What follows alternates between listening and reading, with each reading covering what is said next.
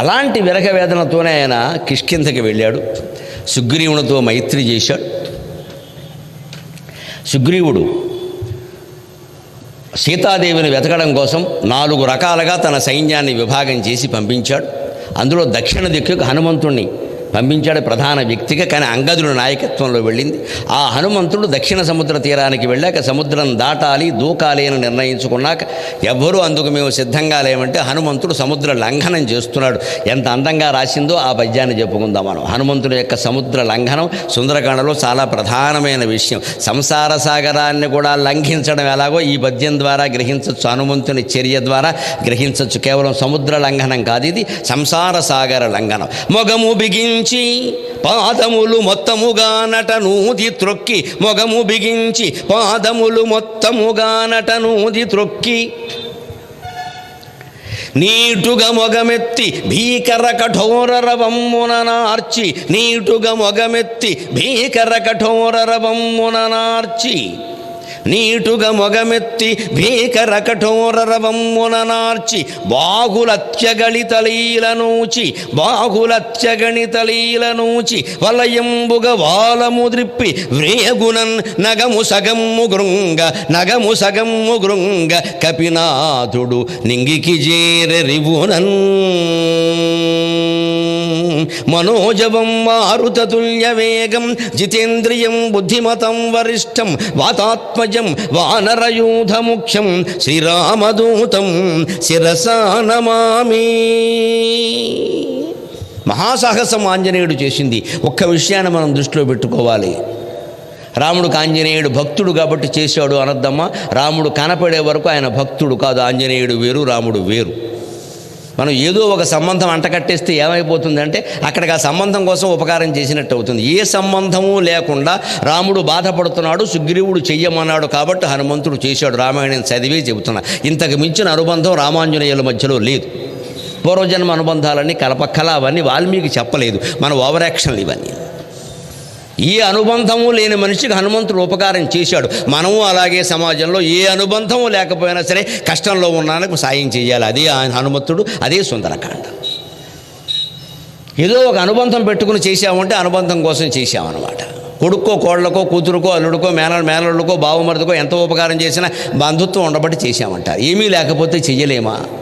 దాతవ్య జీవితం యద్దానం దీయతే అనుపకారణే అంటాడు భగవద్గీతలో. దానం ఇచ్చేటప్పుడు నీకు ఏమీ సంబంధం లేని వాడికి, ఏమీ తెలియని వాడికి మళ్ళీ ఎప్పుడూ ఏమీ ఆశించకుండా ఇచ్చాయి. మళ్ళీ ఇచ్చాననే విషయం కూడా వాడు చెప్తాడేమో ఎక్కడైనా మనం చెప్పక్కల అవసరం లేదు. ఆయన చెప్పుకుంటే చెప్పుకోండి, మనం చెప్పం. మీరు ఇచ్చింది ఏదో వస్తువు నా దగ్గర ఉందంటే సంతోషమయ్యా వెళ్ళిపోవడమే అంతే. ఇలా నా గురించి అందరూ చెప్పుకుంటున్నారు అన్నామంటే సాత్విక అహంకారం అవుతుంది. తెలియని వాడికి రైల్లోంచి విసిరేసినట్టే వెళ్ళిపోవాలి దానాలు. రైల్లోంచి విసిరేసినట్టే. ఎవడు తీసుకుంటాడో మనకు తెలియదు. వెళ్ళిపోవాలంతే. మనకు అక్కర్లేదు, ఎవరికో కావాలి ఇచ్చేస్తాం అంతే. మనకు అక్కర్లేదు, ఎవరికో కావాలి ఇచ్చేస్తాం. దానికి ఏం పేరు, ప్రచారము, ప్రతిష్ట, దాని మీద మన ముద్ర, ఇవన్నీ అవసరం లేదు. ఇవి ఆలోచన చేసుకోవాలి. అప్పుడే మనసు ప్రశాంతంగా ఉండదు. ఏదో ఆశించి ఇచ్చాము అంటే బెల్లం మొక్క ఇచ్చినా సరే మొత్తం బెడ్డ మొక్క అయిపోతుంది. అది ఇచ్చిన తర్వాత మళ్ళీ వ్యాఖ్యానం ఇన్ని ఇచ్చాం, ఏం గుర్తింపు ఉంది. కానీ గుర్తింపు కోసం ఇస్తావమ్మా? ఎంత గుర్తింపు ఉంటే సరిపోతుంది. హనుమంతుడు ఏ గుర్తింపు కోసం సముద్రం దూకాడండి? సామాన్యమైన సాహసం. ఎవడన్నా దూకగలడా? ఈయన ఏమైనా సీతాదేవి మేనత్త కూతురా? రాముడు ఏమైనా ఈయన మేనత్త కొడుకా?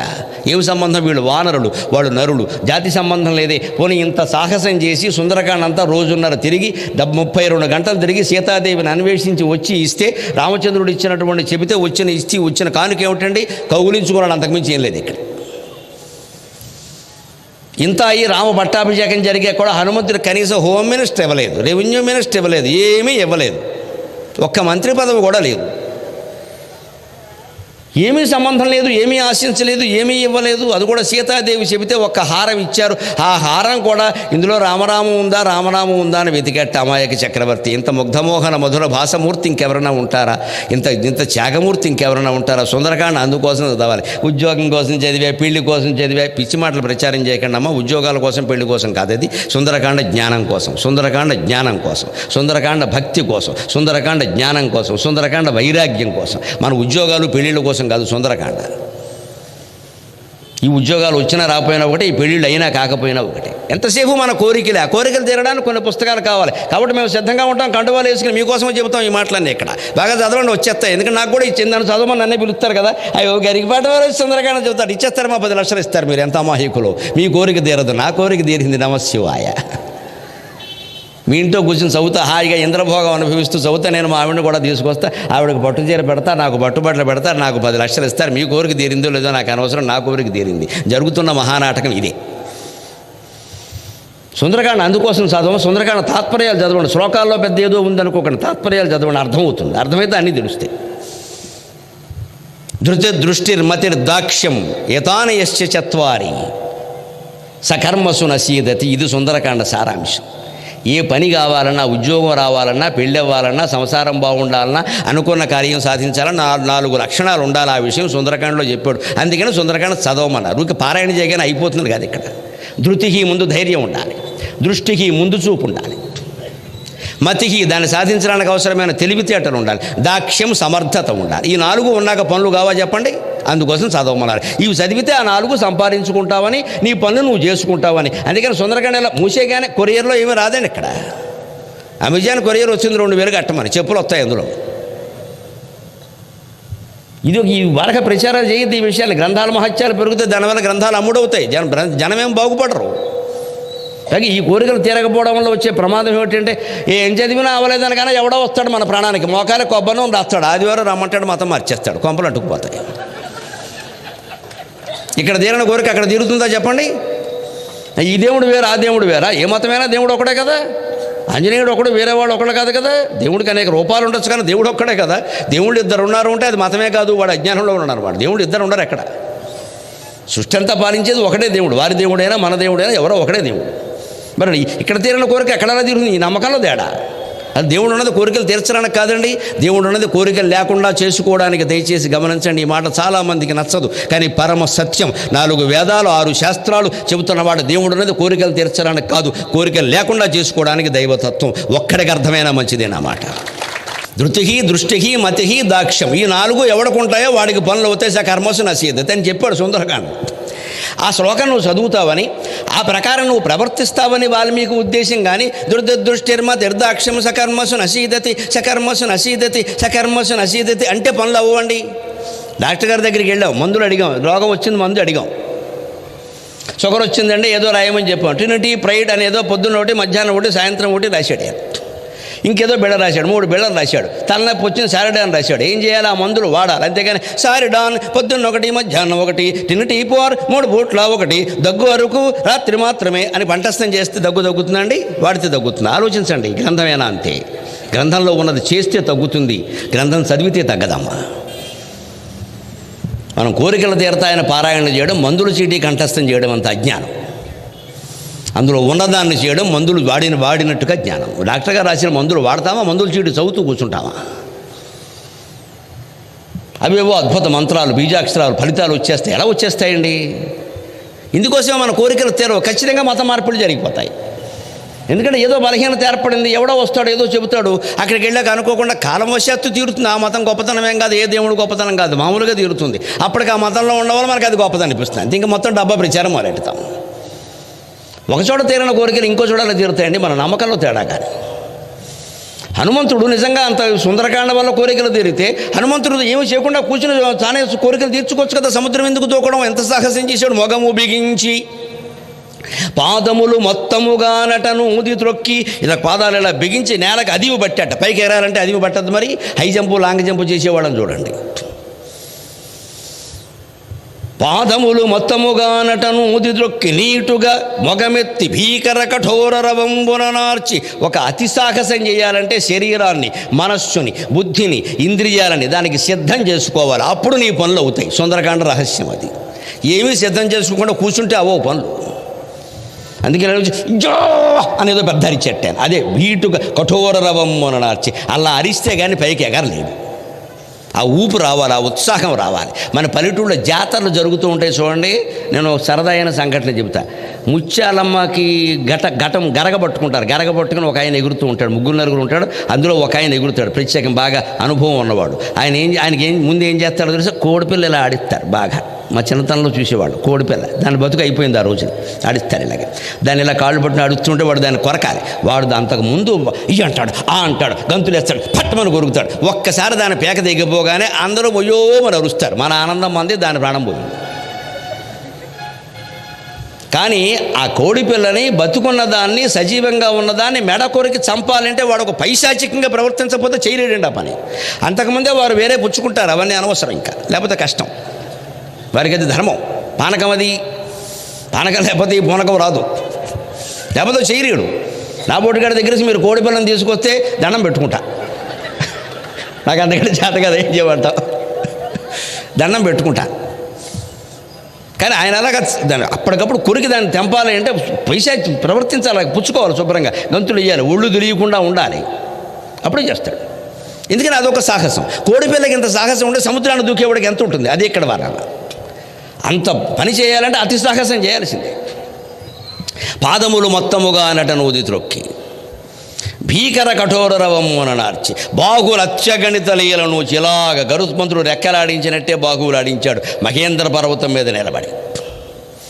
వలయంబుగా వలము త్రిప్పి తోక మొత్తం ఇలా తీసుకుని గిర గిర గిర గిర తిప్పాడు. ఇవన్నీ ఉత్సాహాన్ని కలిగించుకోవడం కోసం మనకి మనం చేసుకోవలసిన పనులు. ఒక పని కావాలంటే శరీరంలో ఉత్సాహం ఉండాలంటే కాస్త ఎగరాలి, దూకాలి, ముందుకు దూకాలి, వెనక్కి రావాలి, మనకి మనం ఉత్సాహం కలిగించుకోవాలి. బాక్సింగ్ చేసేవాళ్ళని, క్రికెట్ ఆడేవాళ్ళని చూడండి, ముందు గ్రౌండ్లోకి వెళ్లే ముందు అభ్యాసం చేస్తారు వాళ్ళు, ఇవన్నీ చేస్తారు వాళ్ళు. లేదా ఉన్నట్టుండి ఒక్కసారి సత్యనారాయణ వ్రతానికి పీటల మీద కూర్చున్నట్టుగా క్రికెట్ బ్యాట్ పట్టుకుంటే ఏమీ ఉండదు, అక్కడ కింద పడతాడు. సత్యనారాయణ వ్రతానికి ముందు ఎగరక్కల్లా, దూకక్కల్లా, తినగా ఉంటే చాలు, పట్టు కట్టుకోవడం చేతనైతే చాలు. క్రికెట్ ఆడితే అలా కుదరదండి. ఓ చారల డ్రైవర్ ఒకటి వేసుకుని ఊరంతా తిరగాలి, పెద్ద గంతులు వేయాలి, అప్పుడు వచ్చి బ్యాటెట్టుకోవాలి. ఇది అంతే మరి. అందుకని వ్రేగుణం నగము సగమ్ము కృంగ వలయంబుగ వాలము ద్రిప్పి వ్రేగుణం నగము సగమ్ము కృంగ కపినాథుడు రింగికి దాటరివునన్. నగము సగం కృంగిపోయింది. ఆ పర్వతం ఆయన ఇలా లేచినటువంటి ఆ ఒత్తిడికి పర్వతం కిందికి కుంగిపోయింది. సగం, నగం సగమైంది. అది ప్రయోగం వల్ల. నగము అంటే కొండ, సగము అంటే హాఫ్, 1/2. నగము సగము కృంగ, ఆయన కాళ్ళ ఒత్తిడికి, పాదాల తాకిడికి పర్వతం సగం అయిపోయింది. అల్లా దూకి వెళ్ళాడు. ఇప్పుడు చెప్పండి, అంత సాహసం చేస్తే పనులు అవుతాయా? అందుకే సుందరకాండ చదివితే అవుతాయి. చదివినట్టుగా నువ్వు ప్రవర్తిస్తావని వాల్మీకి ఉద్దేశం, కానీ చదువుతూ కూర్చుంటావు, నైవేద్యాలు పెడతావని వాల్మీకి ఉద్దేశం కాదు. ఆ చదువునట్టుగా ప్రవర్తించడానికి మీ సౌకర్యం కోసం చెబుతున్న శ్లోకాలే అక్కర్లేదేమో, తాత్పర్యాలు కూడా చదవచ్చు, ఒట్టి వచనంలో కూడా చదవచ్చు. మనం అలా ప్రవర్తించడం ముఖ్యం, కానీ శ్లోకాలు చదవడం ముఖ్యం కాదు. దాంట్లో ఏదో పవిత్రత ఉంది, దీంట్లో ఏదో పవిత్రత ఉందని మన జీవితంలో, హృదయంలో ఉండే పవిత్రతను మనం మర్చిపోతున్నాం. అసలు మన హృదయం అపవిత్రమని మన ఉద్దేశం ఇక్కడ. జీవితాన్ని మించినటువంటి గ్రంథం లేదు, అంతరాత్మను మించినటువంటి గురువు లేడు, సాధనని మించినటువంటి తపస్సు లేదు. గమనించాలి, జీవితాన్ని మించిన గ్రంథం లేదు, అంతరాత్మను మించిన గురువు లేడు, సాధనని మించిన తపస్సు లేదు. ఇవి చేస్తే పనులు అవుతాయి ఖచ్చితంగా. అందుకే ఆయనకి పని అయింది, దూకుంటూ వెళ్ళాడు. అక్కడే మీరు గమనించండి, 3 ఆటంకాలు వచ్చాయి ఆయనకి. మైనాకుడు ఒక ఆటంకం, సురస ఒక ఆటంకం, సింహిక ఒక ఆటంకం. సరిగ్గా ఏ పని తలపెట్టినా మనకి 3 ఆటంకాలు వస్తాయి. సుందరకాండ చదివితే ఆ ఆటంకాలను ఎలా ఎదుర్కోవాలో తెలుస్తుంది. సాత్విక ఆటంకం మైనాకుడు, రాజసాటంకం సురస, తామసాటంకం సింహిక. ఏమిటి తేడా? సాత్విక ఆటంకం అంటే కొంతమంది మనం పని చేసుకుంటూ ఉంటే మర్యాదగా మన ఇంటికి వస్తారు. పరీక్షకు ఒక అబ్బాయి చదువుకుంటూ ఉంటాడు కదా, మన మర్యాదగా వస్తారు మన ఇంటికి. అలా వచ్చి కూర్చుని ఏమిటో చదువుతున్నాడు పాపం, కష్టపడి ఏమొస్తుందో ఏమిటో, పిల్లాడు చచ్చిపోతున్నాడని చెప్పరే, కాస్త అలా రారా తిరిగొద్దాం. ఇదే సాత్విక ఆటంకం అంటే. ఇప్పుడు చదువుకోవడం వాడికి ఇష్టం లేదు, ఈ కాసేపట్లో ఆపేస్తాడు. మరి మన బంధువే. ఇంకొకడు రాజసాటంకంతో ఆపేస్తాడు. మన పరీక్షకు చదువుకునేటువంటి అబ్బాయిని రాజసాటంకంతో ఆపుతాడు. ఏమంటే నువ్వు ఎంత చదివితే మాత్రం మీ క్లాసులో వెంకటరామన్ మించి నీకు మార్కులు వస్తాయని ఏదో పోటీ పెడతాడు, ఇక్కడ లేనిపోని గొడవ పెడతాడు. అదంతా వీడు ఆపేస్తాడు. వాడు ఫస్ట్ ర్యాంకే, వాడు తప్పుతాడేటి, నీకు వస్తుందేటి అని ఏదో మాట్లాడతాడు ఇక్కడ. అదే రాజసాటంకం. తామసాటంకం అంటే ఏమిటో తెలుసా? వీడు చదువుతుంటే కరెంటు వైర్లు పీకేయడం తామసాటంకం అంటారు దాన్ని. వాడు చదవకుండా చేయడం, దోమలు కుట్టేలా చేయడం, అన్నీ చేయడం అనమాట. వాడు పుస్తకాలు పట్టుకెళ్ళిపోవడం, ఇది తామసాటంకం. ఈ 3ంటిని మనం ఎదుర్కోవచ్చు. ఆ మూడింటిని హనుమంతుడు ఎలా ఎదుర్కొన్నాడు? మైనాకుడు వచ్చాడు, అడ్డంగా పైకి వచ్చాడు. హనుమ, చాలా సాహసం చేస్తున్నావు, చెమట కారుతోంది ఒళ్ళంతా, చాలా అలసిపోయావు. నేను పర్వతాన్ని, మీ నాన్నగారు ఎప్పుడో నాకు వాలుగాలుగా వీచి సహకారం చేశారు, అందుకని నేను నీకు ఉపకారం చేస్తా, కాస్త నా పర్వత శిఖరాల మీద ఒక్కసారి విశ్రాంతి తీసుకుని వెళ్ళవయ్యా అంటే, ఇలా భుజం మీద చేసినట్టుగా పర్వతాన్ని ముట్టుకుని హనుమంతుడు వెంటనే, నేను గమిష్యేయత్ర వైదేహి, నేను వైదేహీ దేవిని చూడడానికి వెడుతున్నానయ్యా, చాలా ముఖ్యమైన పని మీద వెడుతున్నా, నువ్వు నాకు ఆతిథ్యం ఇచ్చినట్టే అనుకో, వచ్చేటప్పుడు కావాలంటే నీ దగ్గర విశ్రాంతి తీసుకుంటా, ముఖ్యమైన పని మీద వెళ్ళినప్పుడు ఎప్పుడు మధ్యలో ఆక్కూడదు అని మైనాకుడిని మర్యాదగానే పక్కకి తప్పించాడు. సాత్వికాటంగానే మనము మర్యాదగానే నచ్చజెప్పాలి. ఏమిట్రా అబ్బాయి చదువుకుంటున్నా, కాసేపు బయటికి రారాదంటే వస్తాను తర్వాత వస్తానులే, ఈ ఒక్క ప్రశ్న ఉంది చదువుకుని వస్తా అని వాడిని పంపేసి మన చదువు మనం చదువుకోవాలి మర్యాదగానే. ఎందుకంటే వాడు మర్యాద వాడే, మర్యాదగానే ఎదుర్కోవాలి. రాజసాటంకం పోటీలు, వెంటనే సొరస వచ్చింది, మింగేద్దామని చూసింది. ఈయన 6 అడుగులు పొడుగున్నాడు అనుకోండి, అది 60 అడుగులు నోరు తెచ్చింది. 60 కదా అని ఈయన 100 అడుగులు శరీరం పెంచాడు, అది 200 అడుగులు శరీరం పెంచింది. ఈయన 300 అడుగులు శరీరం పెంచాడు, అది 400 అడుగులు నోరు పెంచింది. ఈయన 500 అడుగులు శరీరం పెంచాడు, అది 600 అడుగులు నోరు పెంచింది. వెంటనే హనుమంతుడు ఆగాడు, బ్రేక్ వేసాడు. ఒకసారి ఏటి గొడవ అనుకున్నాడు ఆయన. నేను పెంచా అది పెంచా పనేం లేదా, నాకేం పని, నా పని నాకు కావాలి, కానీ దీంతో గిన్నీస్ బుక్ పోటీలు నాకు దేనికి ఏమైనా పత్రికల వాళ్ళు ఎవరైనా రాస్తారా, రేపు పొద్దున్న గెలిచానని, నాకెందుకు గొడవ అంతా, నా పని నాకు అని ఏం ఉపాయంతో జయించాడు. రజోగుణం పోటీలను ఎప్పుడు ఉపాయంతో జయించాలి. ఎలాగా? ఆ 600 అడుగులు నోరు తెరవగానే ఉన్నట్టుండి 500 అడుగుల వాడు 5 అడుగులు అయిపోయాడు, ఒక్కసారిగా సూక్ష్మం అయిపోయాడు. అణోరణీయాన్ మహతో మహీయాన్ ఎందుకు అవ్వగలిగాడు? బ్రహ్మజ్ఞాని, బ్రహ్మచర్యం కారణంగా తపస్సు చేసి ఆత్మని వశం చేసుకున్నవాడు. అష్టసిద్ధులు ఆయనకి వచ్చాయి: అణిమ, మహిమ, గరిమ, లహిమ, ప్రాప్తికి, ప్రాకామ్యం, ఈశత్వం, వశిత్వం. అణిమ అంటే సూక్ష్మంగా అయిపోవడం, మహిమ అంటే బాగా పెద్దగా అయిపోవడం, లఘిమ అంటే తేలిగ్గా అయిపోవడం దూది పింజలాగా, గరిమ అంటే పర్వతంలా బరువెక్కిపోవడం. ఇవన్నీ సిద్ధులు ఆయనకి బ్రహ్మచర్యం కారణంగా, తపస్సు కారణంగా సాధ్యమయ్యాయి. కాబట్టి ఉన్నట్టుండి పెద్దవాడయ్యాడు 500 అడుగులు, తర్వాత 5 అడుగులు చిన్నవాడయ్యాడు. అది ఇంకా 600 అడుగుల నోరు తెరిచి ఉందలాగా, దానికంతా ఇంకా ఆ జ్ఞానం లేదు, సూక్ష్మ జ్ఞానం. అందుకని ఈయన చక్కగా దాని శరీరంలో ప్రవేశించి చెవి రంధ్రంలోంచి బయటకు వచ్చేసాడు. ఎందుకంటే 600 అడుగులు శరీరం పెంచింది అంటే చెవి రంధ్రం ఖచ్చితంగా 200 అడుగులు ఉంటుంది. అందులోంచి 5 అడుగులు వాడు బయటికి రావడం పెద్ద సమస్య, అది వచ్చేసాడు. చెవులోంచి గులుగు బయటకు వచ్చినప్పుడు వచ్చి అర్హడు, అంత పెద్ద విషయంగా. ఇలా సూక్ష్మంగా రజోగుణాన్ని మనం కూడా పోటీలు పెడితే ఎవరైనా, అదిగో వెంకటరెడ్డికి వస్తుంది కానీ నీకు ఫస్ట్ ర్యాంక్ రాదా అంటే, ఎందుకు రాదో నేను చూస్తా, అస్తమానం వాడికి ఏమైనా రాసి పెట్టుందా, నాకు రాదా అని చదవాలి, అప్పుడు వస్తుంది. అలాగే తమోగుణం శివిక నీడ రూపంలో కింద ఉంది, హనుమంతుడిని కిందికి లాగింది. ఒక్కసారి చూశాడు, ఓహో ఇది తమోగుణం, రాక్షసి, దీంతో చర్చలు పనికిరావు, పోటీలు పనికిరావని అంతకంటే ఎక్కువ బలంలో ఉపయోగించి దాన్ని పైకి లాగాడు. ఒక్క గుద్దాడు, గుద్దితే దాని ఛాతీలో దిగిన గుద్దు ఆయన పిడికిలి వీపులోంచి బయటకు వచ్చింది, ఛాతీ చపాతీ అయిపోయింది దెబ్బకి. అది హనుమంతుడు గుద్దు అంటే. తమోగుణం మన తీవ్రవాదుల్ని, ఉగ్రవాదుల్ని, మన వస్తువులు దొంగిలించే వాళ్ళని, మన పనులనేమో ఆ రకరకాల ఆటంకాలు పెట్టేసి మన అడ్డుపెట్టే వాళ్ళని ఇలాగే ఎదుర్కోవాలి. మూతి మీద ఒక్కడ కొడితే మళ్ళీ మన జోలికి రాడు, వాడికి ఆ దెబ్బ గట్టిగా తెలిసేలా చేయాలి. అంతేగాని సాత్వికంగా వాడి కర్మాన వాడే పోతాడు, పోడమ్మా మనం పోగొట్టాలి, మనం పోగొడితేనే పోతాడు. వాడి కర్మను పోవడం ఎప్పుడో జరుగుతుంది, 60 ఏళ్ల తర్వాత, నువ్వు ఉండవు అప్పటికి. నువ్వు 60 ఏళ్ళు ఎడుతూనే ఉంటావు నీ కర్మ పెట్టుకుని, వాడు అలా సుఖంగానే ఉంటాడు. పైగా అన్ని పాపాలు చేసిన కూడా సుఖంగా ఉన్నాడు, పుణ్యాత్ముడు పోయేటంటారు. లోకంలో పాపమే పెరుగుతుంది, పుణ్యం పెరగదు. పాపాత్ముల్ని పోగొట్టాలి, ప్రయత్నించి పోగొట్టాలి, అప్పుడే పుణ్యం పెరుగుతుంది. పాపాత్ముడు చూసుకో, ఏడాది కూడా కాలేదు, శిక్ష పడిపోయింది అని తెలిస్తే మళ్ళీ పాపం జరగకుండా ఉంటుంది. హైదరాబాదులో ఒక మహాదారుణం జరగగానే 4 మనుషులు కలిసి ఒక అమ్మాయిని దారుణంగా దిశ అనేటువంటి అమ్మాయి మీద భయంకరంగా అత్యాచారమే కదా హత్య కూడా చేయగానే 3వ రోజు సమాధానం చెప్పడం ఉందే నిజంగా మెచ్చుకోవలసిన చర్య. మనం ఎట్టి పరిస్థితుల్లో ఇంకా నోరిప్పకూడదు. ప్రపంచ వ్యవహారం అంటే అంతే. జీవితంలో కొన్ని వ్యవహారాలు ఎలా ఉంటాయంటే తప్పది కానీ తప్పదది, అంతే. తప్పది కానీ తప్పదది, ఆ పరిస్థితులు అంతే.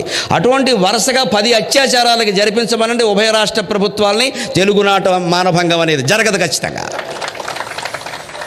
వరుసగా ఏం మాట్లాడదు, 10 రోజుల పాటు జరగాలంతే. వరుసగా ఎన్కౌంటర్ భయపడి చచ్చిపోవాలి జనం.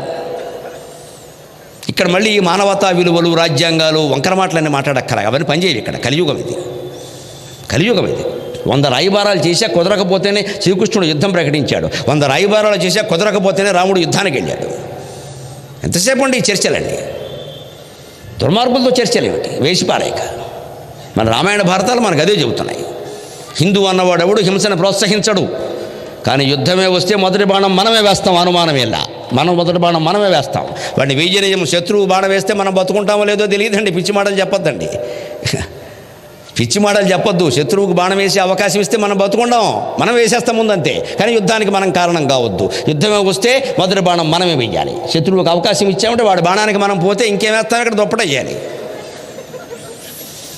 సద్గురు శివానందమూర్తి గారు చెప్పిన మాట ఇది. మహాయోగి మహాతపస్వి సద్గురు శివానందమూర్తి గారు చెప్పిన మాట నేను చెబుతున్నా. యుద్ధానికి మనం కారణం కాకూడదు. యుద్ధమే వస్తే మొదటి బాణం మనమే వెయ్యాలి. శత్రువుకు అవకాశం ఇయ్యద్దు. అది ధర్మం తప్పితే కానీ తప్పు కాదు. హింస అసలే కాదు.